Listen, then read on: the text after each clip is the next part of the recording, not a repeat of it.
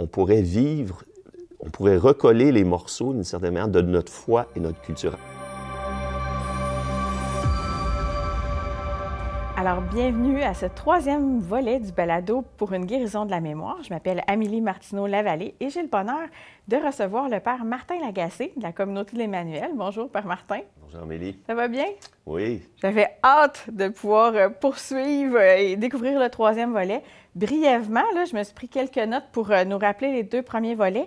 Dans le fond, dans la première capsule qu'on a faite ensemble, premier balado, pardon, qu'on a fait ensemble, on a parlé de notre histoire, quels étaient les grands moments de notre histoire, les moments de fracture. Dans un deuxième temps, on a fait la relecture de notre histoire. On a parlé aussi de l'historiquement correct. Et puis, aujourd'hui, on va discuter ensemble, si je ne me trompe pas, de comment passer d'une mémoire plus malheureuse à une mémoire heureuse. C'est bien ça? Oui, c'est ça. Alors, la guérison de la mémoire, hein, pour revenir un petit peu à la source de l'expérience, c'est d'abord, moi, une expérience personnelle que j'ai faite quand je me suis converti. Je me suis aperçu que mes blessures qui me faisaient tourner en rond, qui me faisaient tout le temps tomber dans les mêmes impasses, Dieu avait le pouvoir de guérir ça, puis de me donner un cœur nouveau, puis de m'ouvrir un avenir, puis une espérance. Et puis dans le prophète Ézéchiel, le Seigneur dit « Je vous donnerai un cœur nouveau, je mettrai en vous ».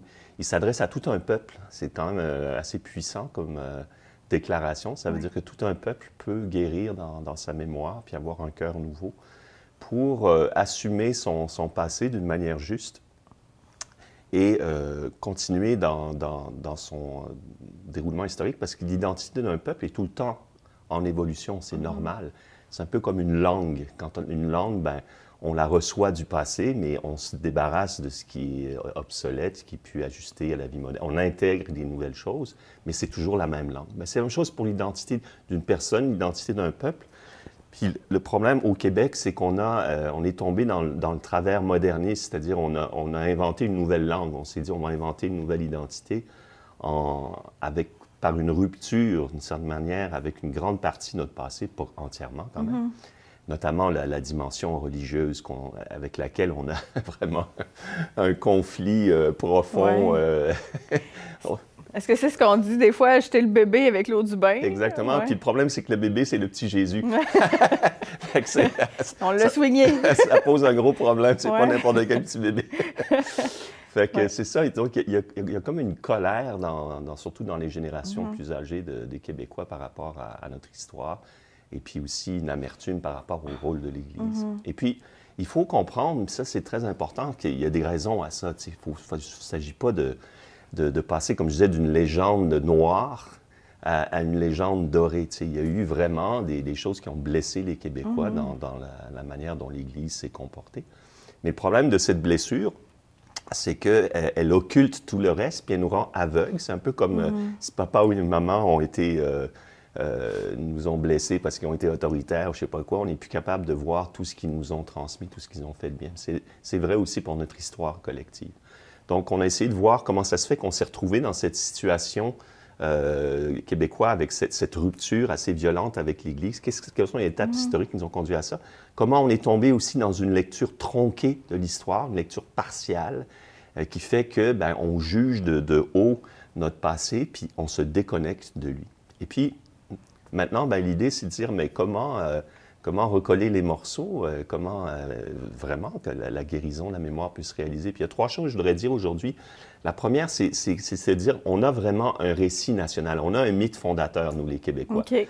Parce que souvent, on pense, c'est pas comme les Français qui ont la Révolution, la prise de la Bastille, ou les Américains qui ont, avec les mousquets, ils ont mis les Britanniques dehors, puis la Révolution américaine, la déclaration d'indépendance, c'est des beaux mythes fondateurs, mais nous autres, on est un peuple conquis. Puis après, on s'est révolté avec les Patriotes, ça a été un autre échec. On se dit, mais est-ce que c'est ça notre récit fondateur? Est-ce que c'est des échecs? Puis j'ai compris un jour. Fait que ça, c'est la première partie, le récit fondateur. La deuxième, ça va être de visiter les figures, et ce que j'appelle les figures unifiantes. C'est qu'on a un paquet de personnalités dans tous les domaines culturels, social et politiques qui nous font voir comment notre identité a été bien assumée dans le passé. Puis le troisième volet, c'est qu'on va parler d'un projet qui s'appelle Villégiature Tradition. C'est que comment est-ce qu'on va concrètement recoller les morceaux. Donc, ça va être très intéressant. Alors, on commence avec le premier volet, c'est ça? C'est ça. Donc là, vous avez parlé d'un récit fondateur, d'un récit national. Donc là, vous avez une sorte de référent commun, là, si on veut, là, au niveau national, c'est ça? Vas-y. Et en fait, ce récit national, je l'ai compris, qu'est-ce que c'était? C'est quand je suis allé dans l'Ouest canadien, c'est curieux, j'étais chez des anglophones.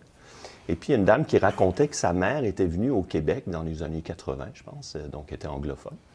Puis elle est arrivée à Québec, puis qu'elle a vu que tout se passait en français. Puis elle a eu cette réflexion, elle dit « I thought we had won the war ». Je pensais qu'on avait gagné la guerre. Oh, wow! OK. Très intéressant comme remarque. Oui, oui. Et en fait, c'est ça, c'est que sur les plaines d'Abraham, on a perdu une bataille, mais on n'a pas perdu la guerre. La guerre de notre identité, de notre vie. Et même curieusement, après la conquête, on n'était que 70 000, c'est là, sur la manière qu'on s'est épanoui le mieux. Donc, on a vraiment sauvegardé profondément qui on était parce qu'on avait une puissance la plus grande de l'époque, qui était anglophone et protestante, qui voulait nous assimiler. Lord Durham avait dit la solution au problème, c'est d'en faire des anglophones. Ouais. Et on a survécu à ça. Non seulement on a survécu, mais on a survécu. On a vécu au-dessus de ça. Puis on a créé une société aujourd'hui qui est très fière de son identité originale. Donc le mythe fondateur, c'est un mythe paradoxal, celui du Québec, parce qu'il semble effectivement fait par des défaites. Mais en fait, c'est une grande victoire, c'est celle de notre existence puis de notre identité dont on est fier aujourd'hui. Des fois, j'ai l'impression qu'on est comme un petit village gaulois. Exactement, mais que les Romains trouvent assez redoutable quand même. Oui, oui, c'est ça, exactement. Donc, on a notre récit fondateur. Est-ce que vous avez dit que vous parleriez des grandes figures? Est-ce qu'on est rendu à ce moment-là? Là, vous avez nommé plusieurs grandes figures là, au niveau artistique, politique, je ne sais pas trop. Là, je pense qu'on va regarder ça ensemble. C'est ça, voilà. Donc, il y a celles qu'on connaît, évidemment, on connaît Jacques Cartier, Champlain, Frontenac, Montcalm, tous ces gens-là, mais il y en a d'autres qui sont passionnantes. Moi, il y a quelqu'un que j'ai découvert il y a quelques années qui s'appelle Pierre Boucher, qui a fondé Boucherville. Je ne sais pas si on en a déjà parlé dans un autre podcast, mais cet homme, il est venu avec les Jésuites, donc au 17e siècle, puis il était serviteur des Jésuites. Il a passé 5 ans dans les Grands Lacs. Il a appris toutes les langues autochtones auxquelles il était en contact. Ah oui. Il a même marié une autochtone pour fonder une famille mixte. OK. Et puis, finalement, elle est décédée précocement, puis il s'est remarié avec une Française. Et puis, c'est un homme d'une grande vertu. Il a été nommé gouverneur de Trois-Rivières. Pierre Boucher, ensuite, on l'a mandaté pour aller rencontrer Louis XIV. Ah oui. Et il a fait un mémoire qui a été réédité par une maison d'édition au Québec, qui s'appelle « Histoire naturelle et des mœurs de la Nouvelle-France ». C'est un long titre, comme on faisait avant. Et il montre toute la beauté et la richesse de notre pays au niveau de la faune, de la flore, des ressources naturelles, des habitants, du climat. Il dit que c'est un pays d'une richesse. Il décrit ça avec la langue du 17e siècle. C'est un charme de lire ça. Et grâce à son ambassade auprès de Louis XIV, ça va nous donner les filles du roi, qui étaient des jeunes orphelines qui avaient été éduquées par des religieuses pour être des bonnes mères chrétiennes, des bonnes épouses chrétiennes. Ça a donné le régiment de Carignan, qui est venu calmer les Iroquois. Ça a donné l'intendant Talon, qui a redonné un nouveau souffle à Nouvelle-France. Fait que Louis XIV a vraiment décidé d'investir sur la Nouvelle-France grâce à notre cher Pierre Boucher, qui a fondé ensuite une seigneurie qui correspond à Boucherville actuellement, qui a suscité l'admiration de toute la colonie parce qu'il y avait une prospérité, un esprit chrétien qui se vivait là, à tel point que quand il est mort, d'abord, il a eu beaucoup d'enfants. Sa progéniture, encore aujourd'hui, habite toute l'Amérique du Nord, les descendants de Pierre Boucher. Et le curé lisait au jour de l'an son testament, tellement c'était édifiant au plan à Boucherville, chrétien. À Boucherville, en chair, à l'église. Il lisait son testament comme s'il était mort en odeur de sainteté. Alors, Pierre Boucher, mais plus proche de nous, deux figures passionnantes, Alphonse et Dorimène Desjardins. Les caisses, là. Les caisses populaires qui sont une grande institution québécoise encore aujourd'hui. Je pense que les 3/4 des Québécois ont un compte en banque chez Desjardins. Or, Alphonse et Dorimène, c'était des pieux catholiques de leur époque, du début du 20e siècle, fin du 19e. Et puis, Alphonse faisait partie des Ligues du Sacré-Cœur. Sa femme, c'était une femme qui est très dévote, etc. Puis il a étudié la doctrine sociale de l'Église, Rerum Novarum, de Léon XIII, qui était une encyclique pour le développement social. Et puis, il s'est dit, mais le coopératisme, c'est vraiment une solution pour sortir les Québécois de l'économie de bas de laine. Ça veut dire, soit on avait le bas de laine en dessous du matelas, comme le paysan en faisait, soit on allait, si on était riche, on allait dans les banques, puis sinon, il y avait les usuriers qui prêtaient à des taux exorbitants et qui ruinaient les gens. Alors, quand il a eu cette intuition, il a étudié le coopératisme en Europe, puis il a créé une potion magique québécoise, pour reprendre ton image du petit village. Il a créé une formule coopérative propre aux Québécois. Et ça a tout de suite très bien fonctionné, puis ça a été très bien encouragé par l'Église. Pourquoi? Parce que ça cultivait la vertu de l'économie, c'est-à-dire apprendre à faire des économies. Et dans Rerum Novarum, notamment, Léon XIII disait que c'est important que les ouvriers accèdent à la propriété privée. Mais pour ça, il faut de l'épargne et du crédit. Et c'est ça qu'Alphonse Desjardins m'a donné. Mais pour que le coopératisme puisse se développer, il faut des réseaux de confiance. Parce que c'est ça le principe du coopératisme.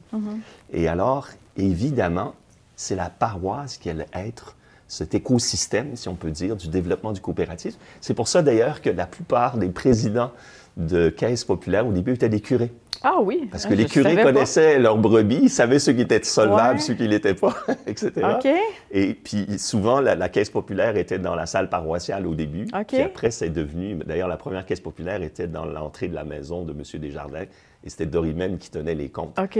Et le cardinal Bégin a traversé le fleuve, à l'époque, il n'y avait pas de pont, pour s'ouvrir un compte à la caisse populaire. Ah oui. Alors, c'est extraordinaire de voir un chrétien, un catholique, qui a changé la face du Québec.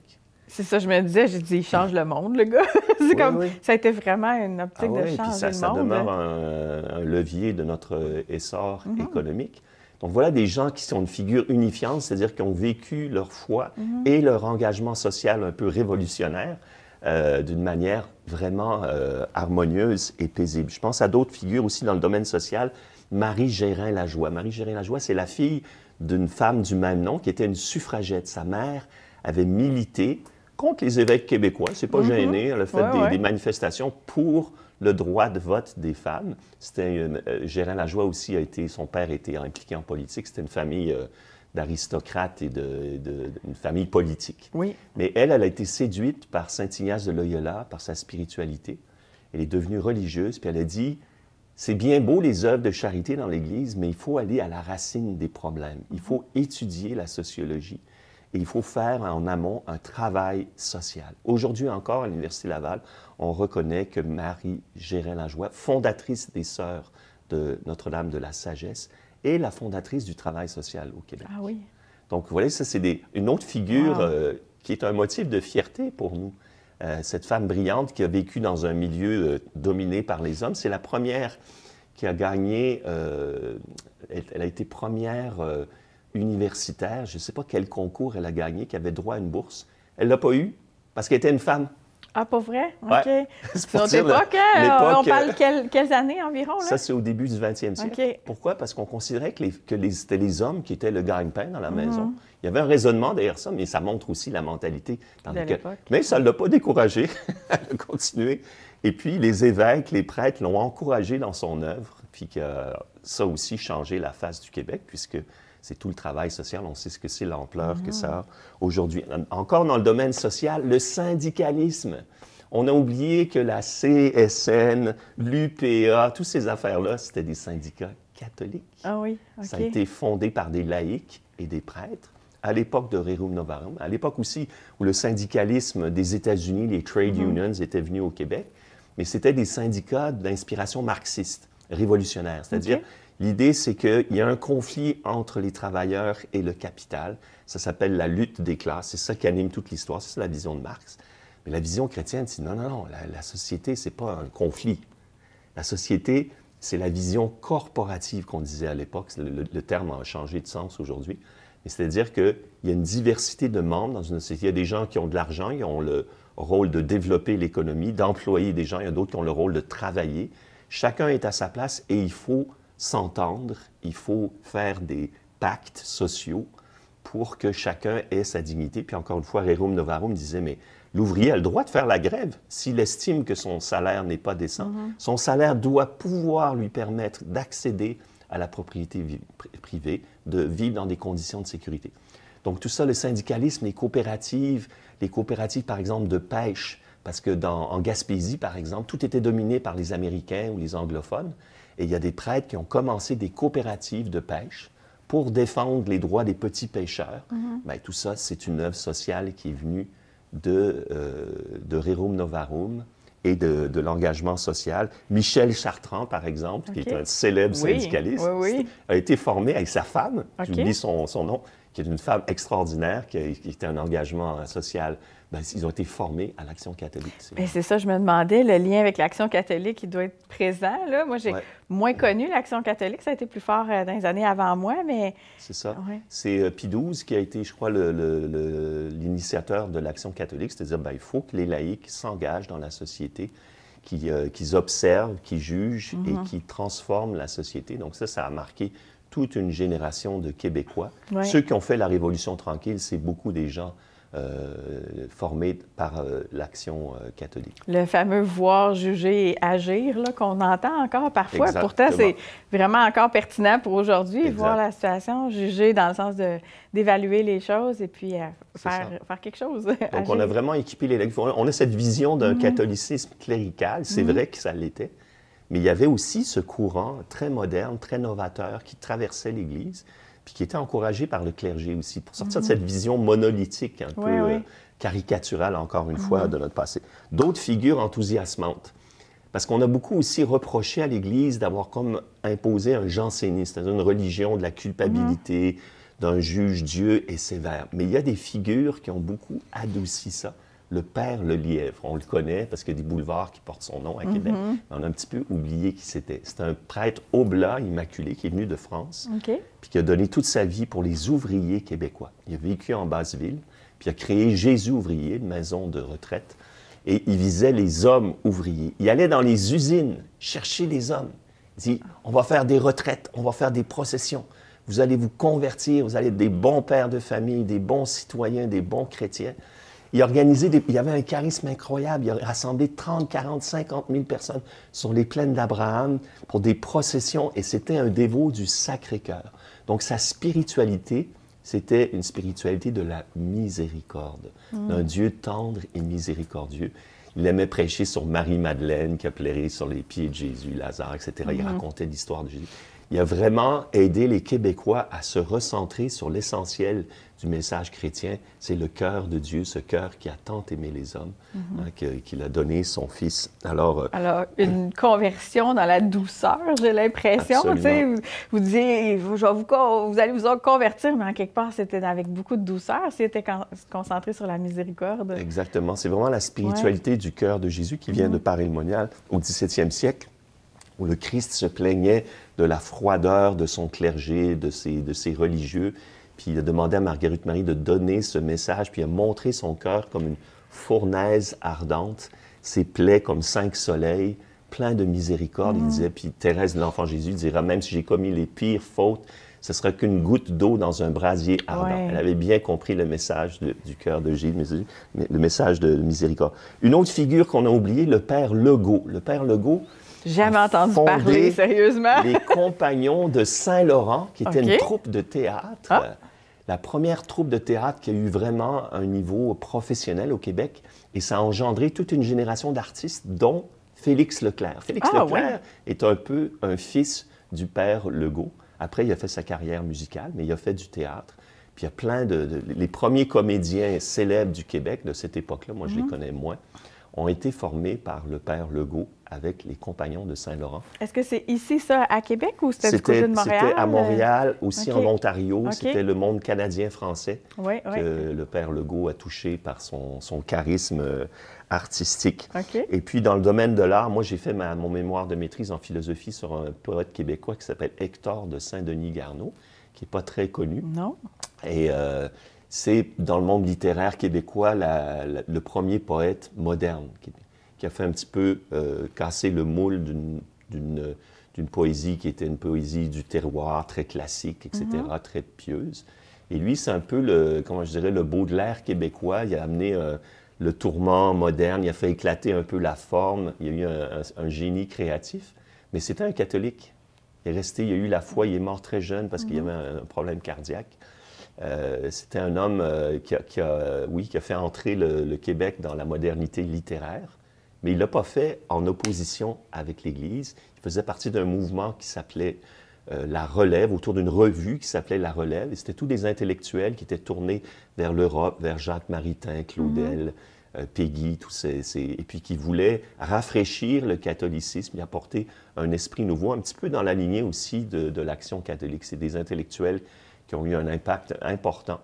Mais voilà une autre figure unificatrice, c'est-à-dire, oui, il a modernisé le Québec par son art, mais il ne l'a pas fait dans un esprit de rupture avec le passé. D'autres figures comme Jean-Paul Desbiens, le fameux frère Untel, qui écrit Les insolences du frère Untel. Je n'ai pas tellement connu à mon âge, mais qu'on entend parler. C'est au début des années 60 qu'est sorti ce livre où il dénonçait une espèce de rigidité dans le système religieux et surtout le système éducatif, puis une espèce de délabrement de la langue française.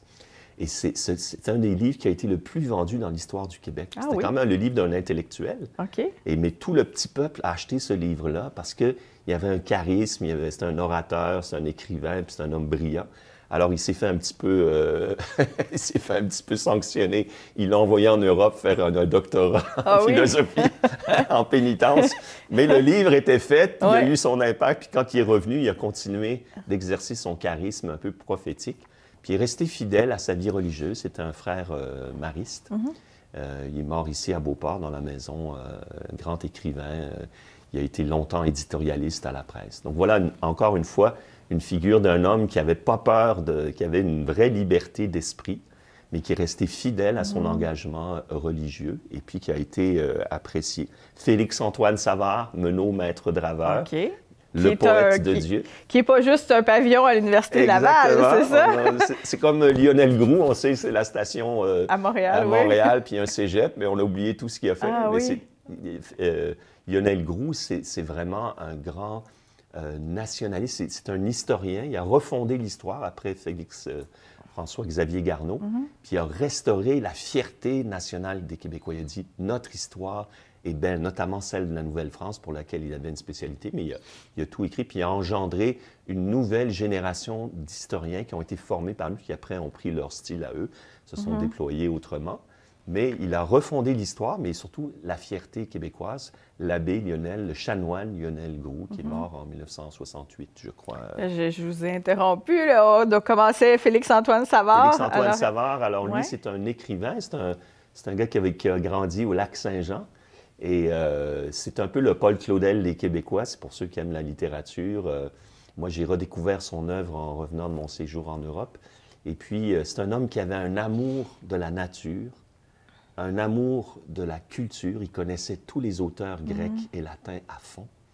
Et puis, c'est un amoureux de Dieu. C'est un grand contemplatif. Quand on lit Félix-Antoine Savard, on entre dans le monde poétique de Dieu. C'est vraiment un contemplatif, puis un grand poète.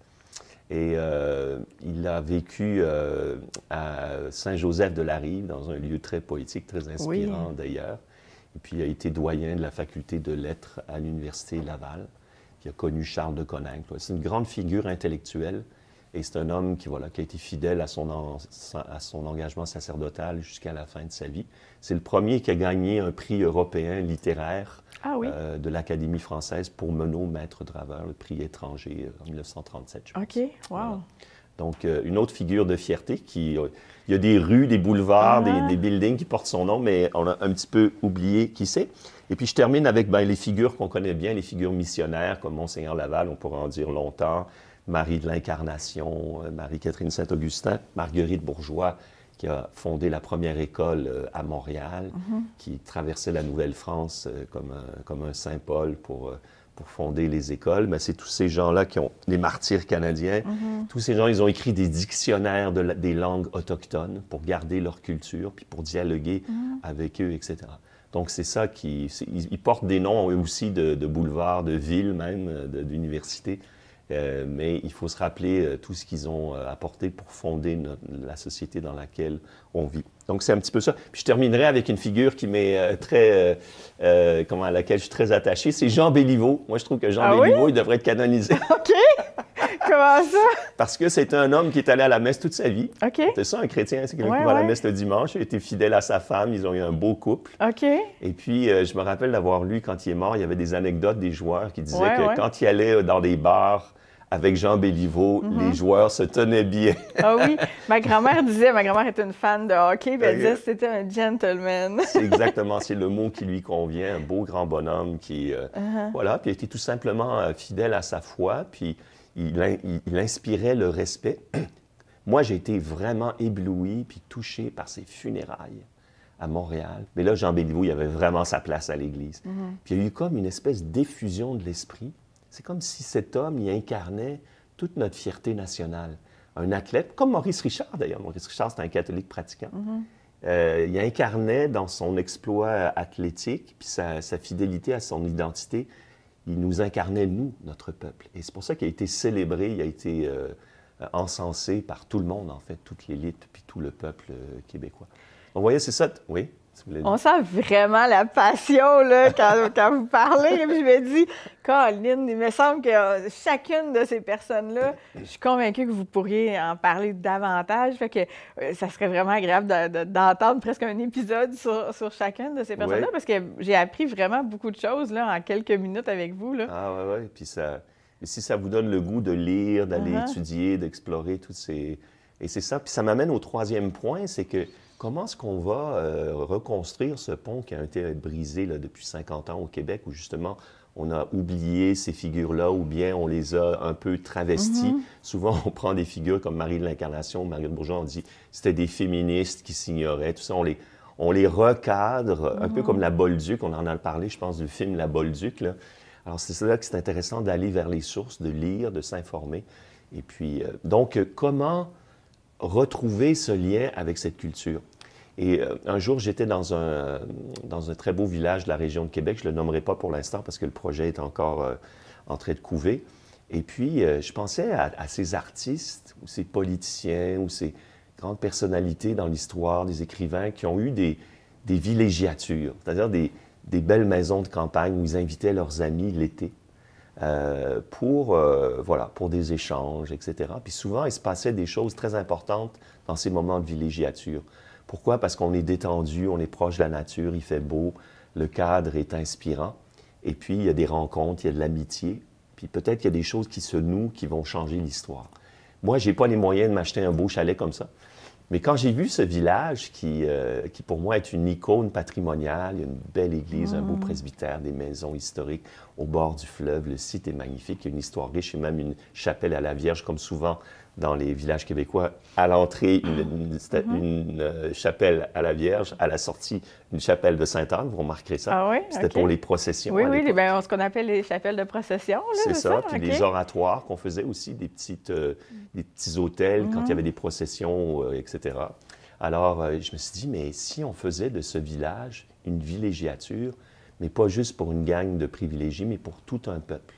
C'est-à-dire que pendant l'été, la belle saison, on organiserait, au fond, des sessions patrimoniales, si on peut dire, où on pourrait recoller les morceaux, d'une certaine manière, de notre foi et notre culture. Rappelez-vous, je l'ai dit dans le premier entretien, Jean-Paul II, quand il a prêché à l'Université Laval, son message clé, n'acceptez pas le divorce entre la foi et la culture. En fait, c'est ça qui s'est passé pratiquement au Québec. Donc, comment se réconcilier après ce divorce? Est-ce que ce ne serait pas en allant dans un lieu l'été, un lieu qui est déjà par lui-même tout un enseignement sur la beauté de notre tradition. Et puis vivre, là, ce qu'on va faire, c'est qu'à la Saint-Jean-Baptiste, on va avoir le feu de la Saint-Jean, on va avoir des danses folkloriques, on va faire la messe de la Saint-Jean-Baptiste. Puis ensuite, on va avoir tout un tas d'activités de visites patrimoniales. C'est quoi une maison canadienne-française?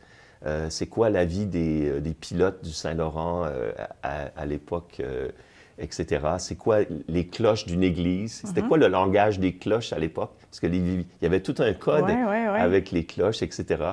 Puis juste être dans les lieux avec, surtout, et c'est ça ma gageure, c'est de toucher la nouvelle génération. Les jeunes couples, nous, on en a plein à Saint-Thomas-d'Aquin, souvent des convertis, qui ont rencontré d'autres convertis, qui ont décidé de fonder une famille chrétienne, mais ils n'ont pas grand-chose à transmettre à leurs enfants, en fait, parce qu'ils ont été quand même privés en grande partie de cette mémoire patrimoniale. Donc, c'est eux qu'on vise dans ce projet, c'est de les inviter d'une manière qui est séduisante pour les familles, c'est-à-dire de venir passer une journée, apporter son pique-nique pour pique-niquer au bord du fleuve, avoir une belle procession, avoir des danses, avoir une conférence, aller faire une balade, prendre un temps d'adoration dans une magnifique église comme on en a plein au Québec, entendre une conférence sur la vie des saints, etc. Vous voyez, toute cette richesse, on va essayer comme de la condenser dans ce lieu, puis dans des moments. Donc, on va avoir une fin de semaine de la Saint-Jean-Baptiste, puis on va aussi avoir une fin de semaine de l'Assomption avec une procession à la Vierge pour reprendre une tradition forte dans ce village. Et puis, on va l'augmenter de d'autres. Puis moi, mon projet, c'est d'amener mon public citadin de ma paroisse ou de mes amis ou de d'autres gens, dire, bien, vous avez comme une maison de campagne dans ce village où vous pouvez aller au contact de la nature, vous détendre, tout en vous instruisant. C'est pas juste du camping où on mange des hot dogs, là, mais il y a quelque chose de plus dans ton... tu peux aller faire du camping, il y en a plein d'ailleurs dans ce coin-là. Il y a une plus-value, là. Exactement, tu t'enrichis, tu reprends contact avec tes racines, mais sur un mode agréable. Parce qu'on pourrait faire des cours sur le patrimoine, etc. Mais ça fatigue tout le monde, puis ça n'intéresse pas. Puis pendant l'année, tout le monde est très pris, etc. Mais de le vivre sur le mode de la villégiature, je pense que... Et l'idée, c'est que ce projet se prolonge dans la durée et puis qu'on l'enrichisse de tout. Et j'ai commencé à parler aux gens, même aux gens de la municipalité, de l'équipe pastorale, et tout le monde est enthousiasmé parce qu'en fait, tout le monde y trouve son compte, même les non-croyants. Parce que la guérison de la mémoire, ça s'adresse aux croyants comme aux non-croyants. Parce que les Québécois qui ont quitté la foi, ils ont quand même, c'est leur histoire, c'est leur patrimoine. Je parlais avec une des élus locales là-bas qui me disait, moi, je ne vais pas à l'Église, mais je reconnais que dans notre histoire, l'Église a joué un rôle fondamental. Donc, elle est intéressée de reprendre contact avec cette richesse. Et puis, elle est enthousiaste de toute cette vie qui a été la vie des anciens dans ce village. Il y a Benoît Lacroix, le père Benoît Lacroix, que je suis en train de vendre mon truc, qui a vécu dans ce village-là, qui est un dominicain célèbre, qui a écrit un grand intellectuel, qui a écrit des contes, puis qui a raconté la vie de ses parents, sa vie d'enfant dans ce milieu où il vivait en harmonie avec la nature, avec le temps de la nature, puis avec le temps de la liturgie. Il vivait le carême, le temps de Noël, les prières sur les récoltes, etc. On voit comment cette vie était belle, en fait, était très harmonieuse, très sereine, autour de la paroisse, du curé, de la communauté. C'est vraiment une vision assez idyllique, mais qui a existé réellement. Donc tout ça, c'est de prendre contact avec cette histoire, avec cette richesse patrimoniale. C'est là où vraiment, je pense, la guérison de la mémoire va se vivre, surtout pour la nouvelle génération qui monte, de reconstruire ce pont-là qui a été rompu. Je trouve ça vraiment intéressant de dire, on a vu plein de choses. En tout cas, moi, j'ai appris beaucoup dans ce que vous nous avez partagé, mais on n'est pas juste dans le, excusez l'expression, mais le pelletage de nuages. Là, on atterrit dans quelque chose, dans un projet concret qui peut changer le monde à sa façon, là, à sa mesure. Ah oui, je suis très enthousiaste, moi aussi. Alors, on aura sûrement des nouvelles là-dessus qu'on verra bientôt, passer. Vous allez en entendre parler. Parfait, excellent. Eh bien, si je vous laisse le mot de la fin concernant pour la guérison de la mémoire, qu'est-ce que vous nous diriez? Voilà, il y a Osée, le prophète Osée, qui dit une parole bouleversante. Il dit je parlerai au cœur de ce peuple, et puis il fleurira comme le lys. Et cette promesse d'une réconciliation et puis d'un épanouissement, moi, c'est une parole prophétique qui a 28 siècles d'existence. mais je la prends pour aujourd'hui. Je me souviens, qui est notre devise. Hein, c'est toute la mémoire qui est si importante pour notre foi. Jésus a dit, faites ceci en mémoire de moi, parce que la mémoire nourrit notre identité et nous donne la force d'entrer dans un avenir. Et c'est important dans notre Église aujourd'hui où les gens sont de plus en plus perdus. Ils n'ont pas de repères, mais l'Église doit être comme la lumière du monde, dire, ben non, on a une identité, on a une histoire qui est en mouvement, mais on fait partie. Et puis si on peut aider les Québécois à reprendre contact avec cette richesse, ça va être beaucoup un gage, je pense, de réussite pour notre avenir. Je n'ai rien à ajouter à part un immense merci d'être venu nous rencontrer, nous partager cette réflexion que vous avez eue pour une guérison de la mémoire. Merci beaucoup, Père Martin Lagacé. Merci d'avoir fait confiance.